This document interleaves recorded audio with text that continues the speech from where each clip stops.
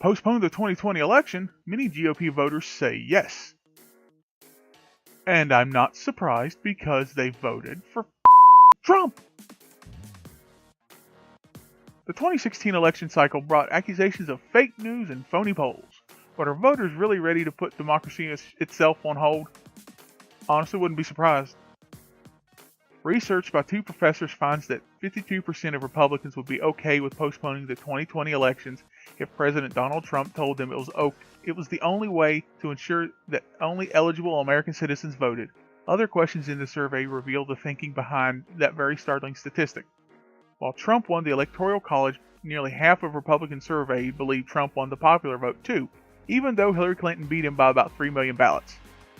And you see why Southern white conservatives have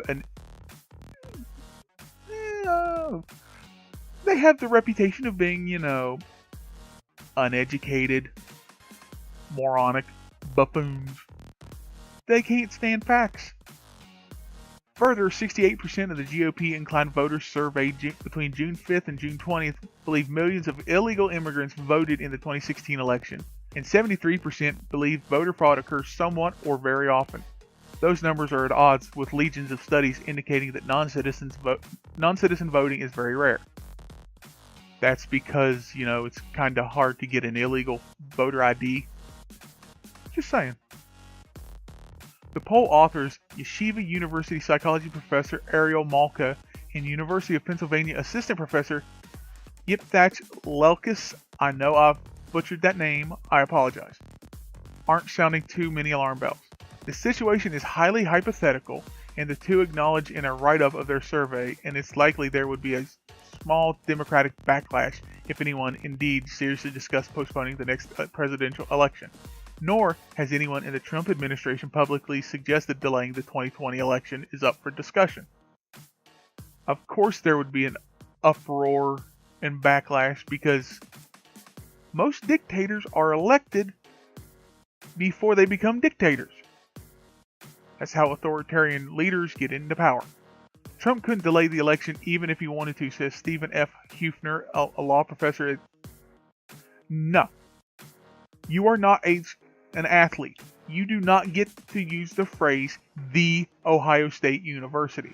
The only comes before it if you are an athlete and you're on television telling where you went to college. Otherwise, it's just Ohio State University. States run their own elections for starters, and the U.S. Constitution clearly says a president's term is done on January 20th at noon, no extensions.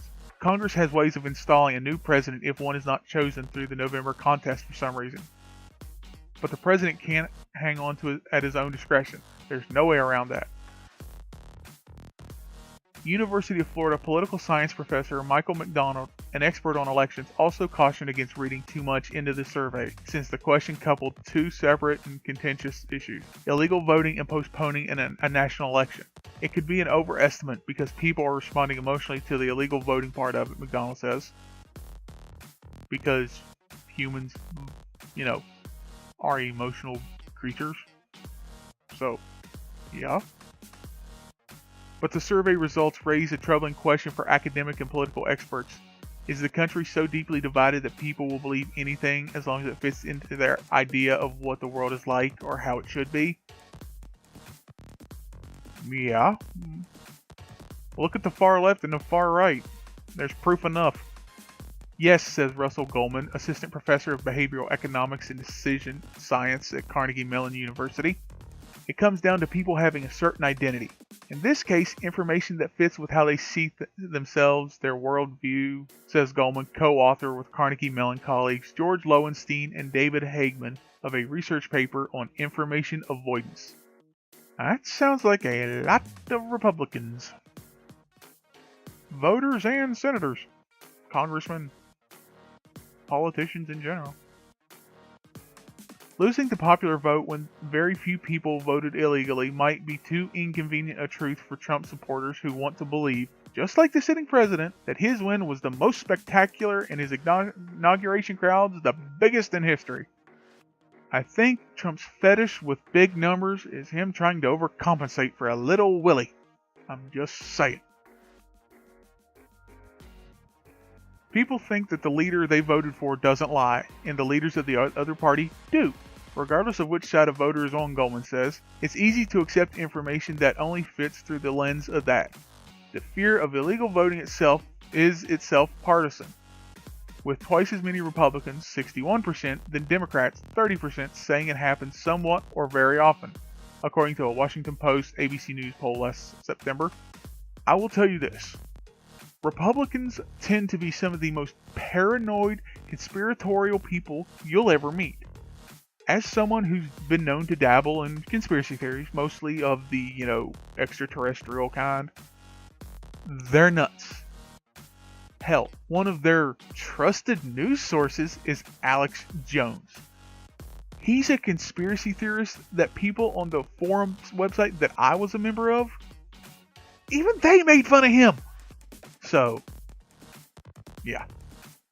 Perceptions are indeed driven by personal experience and threats, real or perceived to one's status, experts say.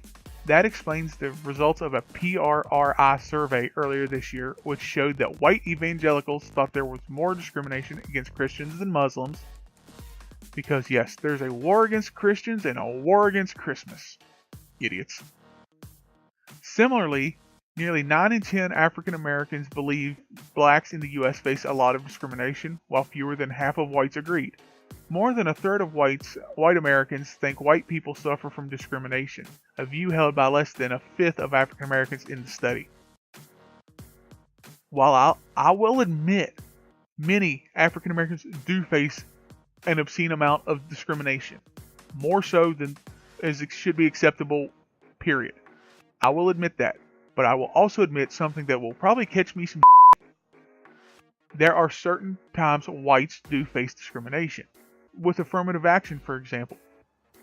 White students don't get into certain colleges because of the color of their skin. Nope, it's got to be affirmative action. We got to take a minority. So there's that. A white person doesn't get a job because the company has to hire a minority person. That's discrimination. But it's legal. So, and I'm not saying it's as bad as what African Americans face. But I'm just saying it's still discrimination because it is based on the race of the applicant or the student. But even when the facts or data are right in front of a person, ideology can trump reality, Goldman says. It's not just dismissing opinions. There's a hostility there, he says. It's not just, I disagree with you. It's that I don't even want to allow that opinion to be voiced. It's dangerous to have that political atmosphere anywhere. It sounds like a lot of people on the left are trying to silence anybody with a differing opinion. So you can see what I mean. And while no president can postpone an election, one could, Huebner warns, instill fear and skepticism among the public about whether the elections were legitimate, a trend Trump and his supporters have embraced as they decry reports critical of the president as fake news. That, Huebner and others say, could cause its own sort of damage to the system. Because the typical Republican tactic, nowadays at least, is, if it's critical of them, fake news. But her emails. It's Obama's fault. Blame and deflect is what their tactics are. Even though the president has no authority to alter the election date or timing or process, you can see this becoming a kind of battle cry, Huebner says. And that you can, because that's the way it's headed. That's the way he's been acting for the last 6 months. And his supporters are just lapping it up. And it's not going to stop until somebody looks at him, slaps him in the head, and says, "Stop it, you're 70 years old, act like an adult." I have seen teenagers act more mature than him. That right there should tell you something. Holy crap, you've made it through to the end of the video. Thanks for watching, I really do appreciate it. If you'd like to see more, be sure to subscribe down below. Be sure to leave a like and a comment and let me know what you thought of the video.